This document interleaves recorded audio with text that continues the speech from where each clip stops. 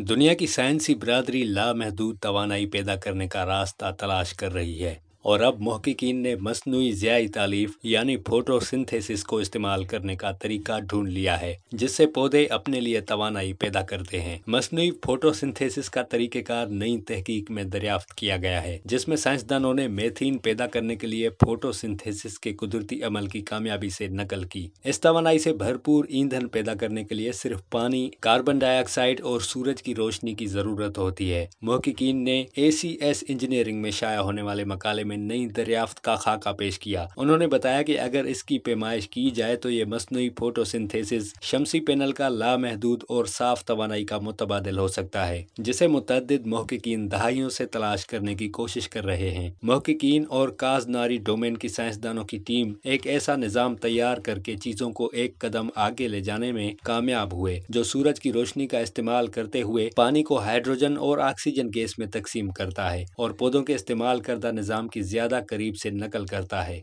ताकि दीगर carbon dioxide को जज़ब किया जाए और सूरज से हासिल होने वाली तवानाई को मेथीन में ज़ख़ीरा किया जाए। माहिरीन ने मजीद कहा है कि ये एक ऐसा निज़ाम है जो सोलर पैनल से बहुत मिलता जुलता है। सिर्फ सूरज की तवानाई को इस्तेमाल करने और उसे ज़ख़ीरा करने के बजाय हमने फोटोसिंथेसिस की इसी निज़ाम को इस्तेमाल किया जिस पर पौधे तवानाई पैदा करने के लिए इन्हिसार करते हैं। ताहम शहर की तकाज़ों को पूरा करने के लिए मज़कूरा वाला निज़ाम को बढ़ाना ज़्यादा मुश्किल है। टीम ने अपने शाया करदा मुतालिए में इस हवाले से रुकावटों और इसके मुमकिन हल पर भी बहस की है।